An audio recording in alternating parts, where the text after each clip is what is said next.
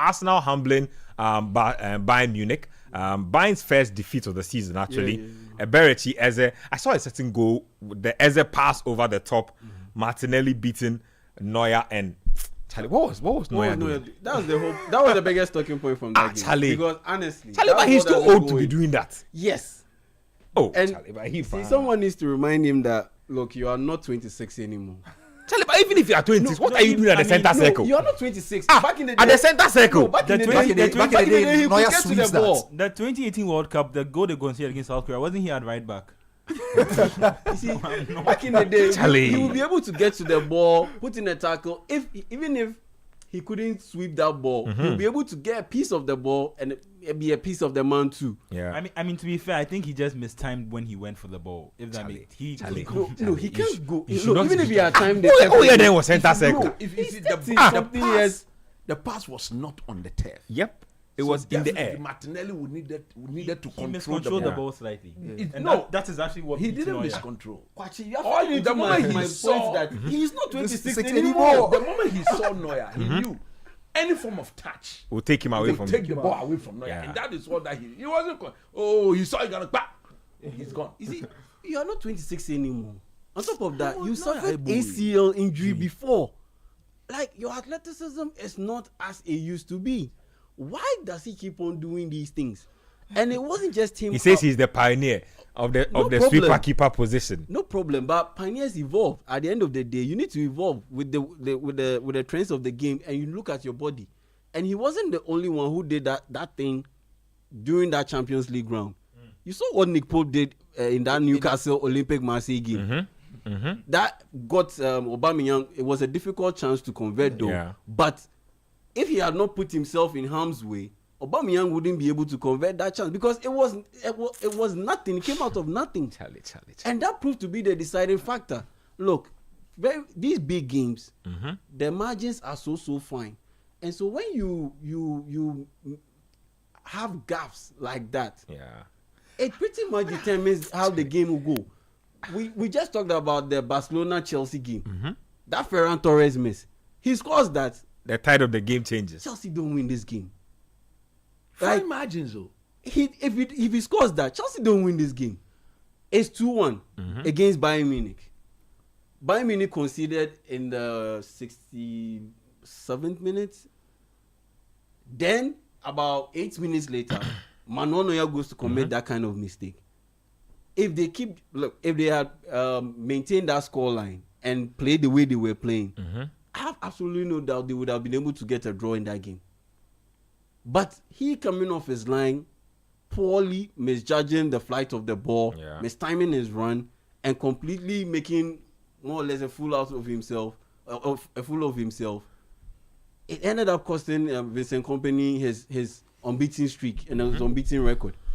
And so for me, I was very disappointed with that because, yes, Bayern Munich were good and Arsenal were good, but it was one of those games where you could see a draw happening or a draw playing out.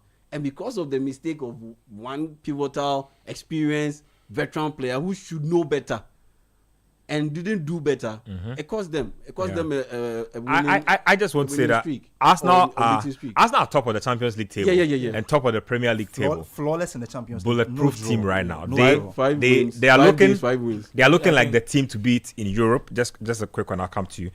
Quick to be the team to beat in Europe. Team to beat in the Premier League as well.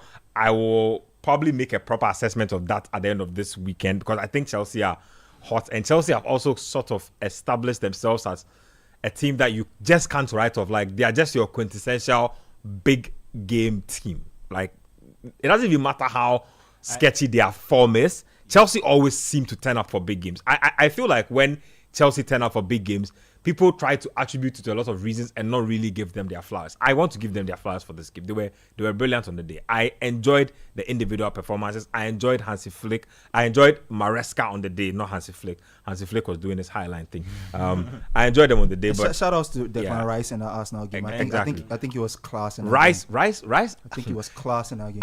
So Rice is what, number 8 now? Once he's free. Look, he's always been in number 8. Yep.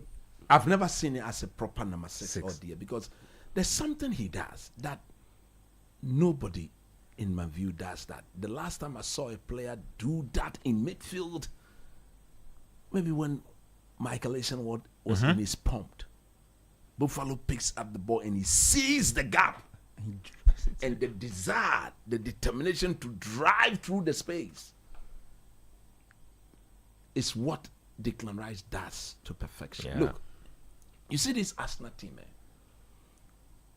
they are so good that on their day, they can beat any team. You see, it will come down to their psyche. I want to see them experience different sort of situations. When I say different sort of, I wish on Sunday, Chelsea take the lead and then Arsenal come back and make the game their own. Then you can begin to assess that, oh, okay, so it's not all the time they winning from the word go. There are times where when they get pegged back, they can come back and rescue it. That is the sort of situation I want to see them in. And then that would allow me to see how mentally tough they are as a team.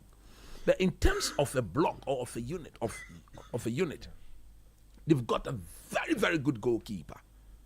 A goalkeeper who some of us saw to be very good, but not this good when he was at Brighton.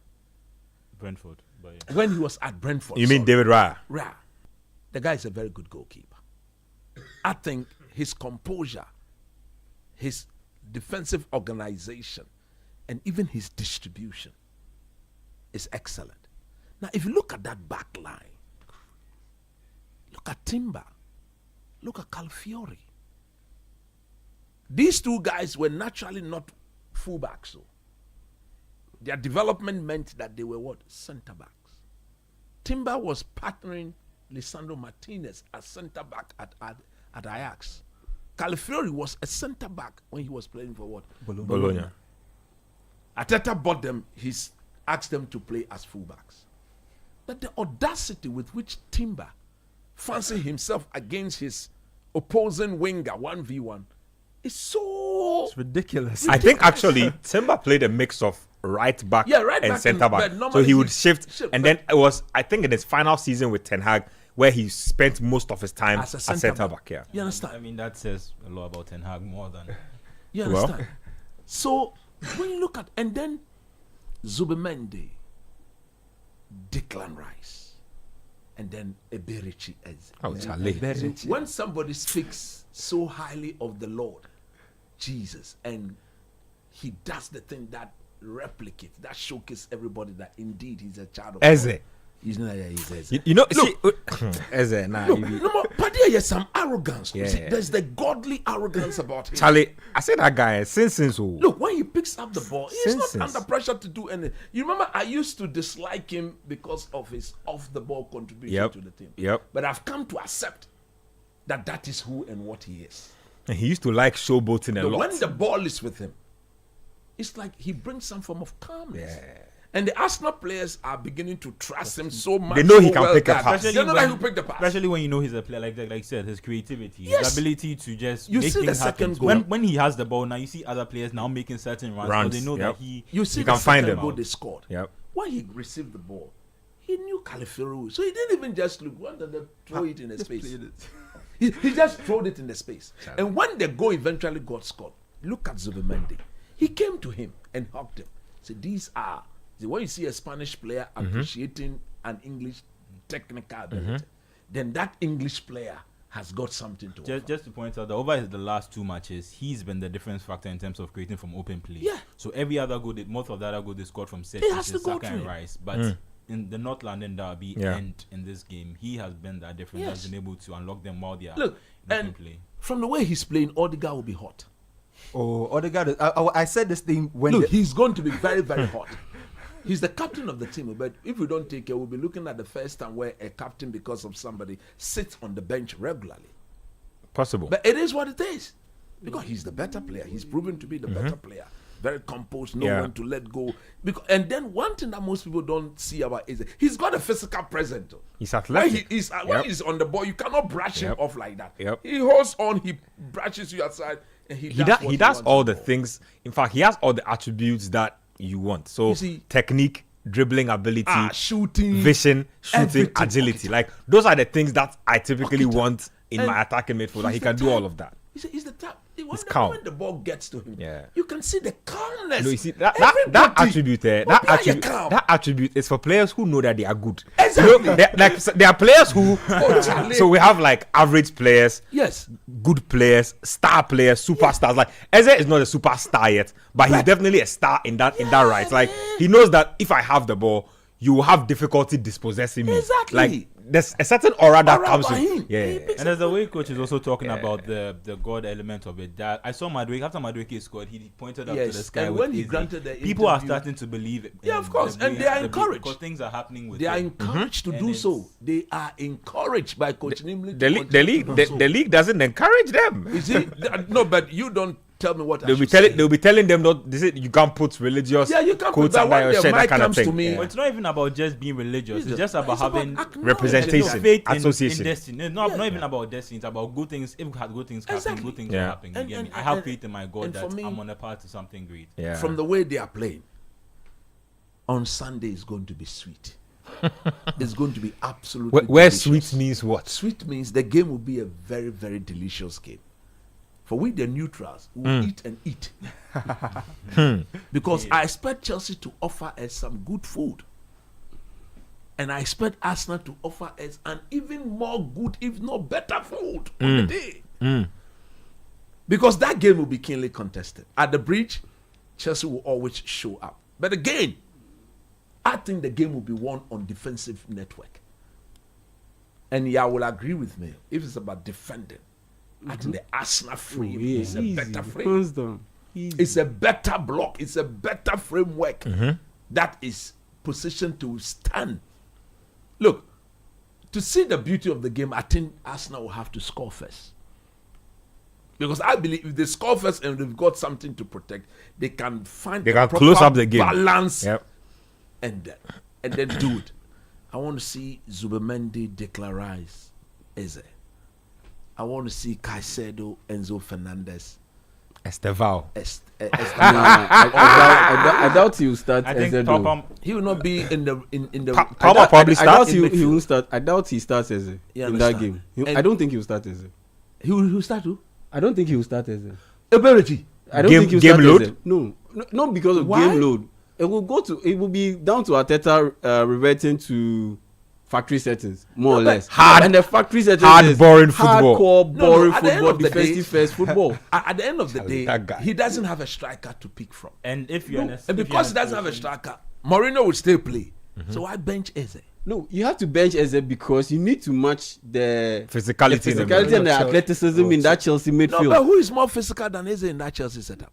Caicedo, I mean, Enzo Zubimendi- Fernandez. Physicality. No. Do you think if Eze is in possession, Zubimendi? But Zubimendi is a liability, quote unquote, Defensively. against such a midfield, No. against such a Chelsea midfield. He's not a liability. I Zubi? completely No, disagree. wait. Because look at the Chelsea midfield. He's likely to play Is he- Reece James, Enzo Fernandez. That's what he and, did against Caicedo. And Caicedo. That's very Midfield, combative. That's That's very very And combative. that is what I'm saying. That the man will not be playing with the number 9. If you've seen the way Arsenal have played, Mourinho has always dropped into midfield. And watch them. When he drops into midfield and they pick up the ball, that is where Eberechi avails himself high up Fair. the pitch. Look, Fair. but just a Let, quick let- one. let me take other order. Yeah, but just a quick one. In this game, I don't see Merino dropping deep too much. I see him staying up high on the pitch and keeping those So who Chaloba and Yeah. If he benches Eze, who plays in Eze's position? Odegaard. who plays in Eze's Yeah. position. Yes. Okay, well, who plays in Eze's position? Yes. Then I'll put Merino in there. And then who? Then I'll keep Leandro Trossard and think- I'll play Martinelli. I think Trossard is out. I don't think Trossard is Trossard fit. is- Merino is, but Merino and Eze, physicality. I mean, Merino. Have you seen? Not just about doing the same thing. Caicedo remember brush it off. Not really. No, but And that's block the him thing. and no And one I- time. and I think Just he needs share your to thoughts say- with me on that game. Yeah. on the Arsenal Chelsea. Yeah. Arsenal game. Chelsea. I think it should be a very good game. This is where Chelsea also need to prove their title credentials, as we've been saying since the start of last season. I think on the Chelsea point he made earlier, I think Chelsea have And you see it with some of their fans too. There's no criticism, but they have a siege mentality. It's almost like not everyone's against us, or people don't think we can do it. They don't think we'll be able to beat them, or we'll go and show them, we'll go and prove them wrong. And I think the way it's set up in the league table right now, with Arsenal 6 points ahead, Chelsea have it in their heads that I think they are, at this point, given City's inconsistency has traveled through to this season, I think they are Arsenal's closest challengers for the title. If we are clearly discrediting Liverpool and anyone below that. So we're 12th in the table. Relegation the same form. number of points as Manchester United. But that's not your team is 12. I'm just saying, some team is having their best season ever under Amorim, and another team is having their worst season ever. That's where you want to think. At the end of the day, no, they are 13 You are too, because 11th is Man United, and the 11th again is Everton. You don't worry, the table is here. I'll find it for you right now. I'll bring your fears. So who wins this game? Chelsea, Arsenal. Who wins this? I want Chelsea to win. I think Arsenal. I back Arsenal based on the form they're in. They have been in really good form. Even the first goal they conceded against Bayern was the first they had conceded in the whole Champions League.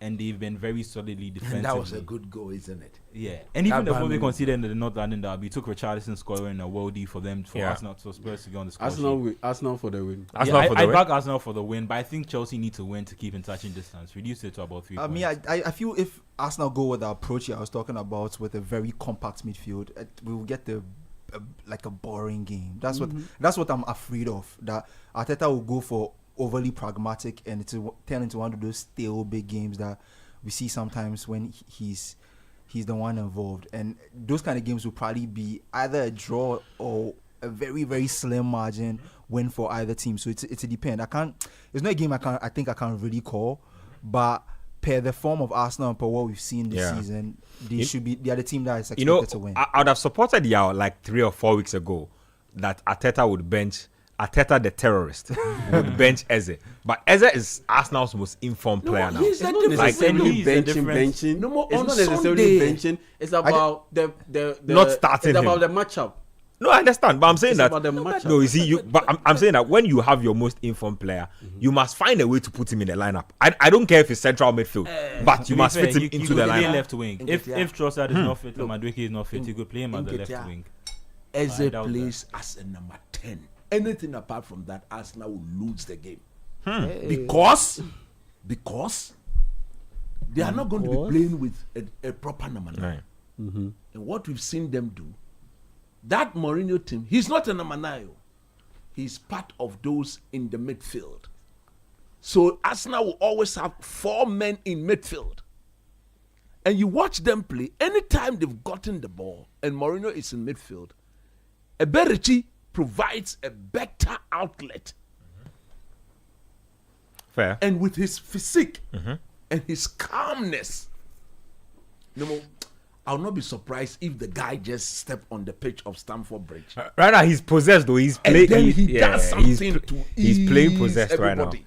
Right now. Come on, another thing about Eze, he's always had a thing for big matches. Like even back at Palace, Liverpool, United. Like it doesn't even matter who you are. Remember Palace FA Cup run? Yeah. He was in this. He was cooking everybody. Final and the final. Yes. Charlie, say what?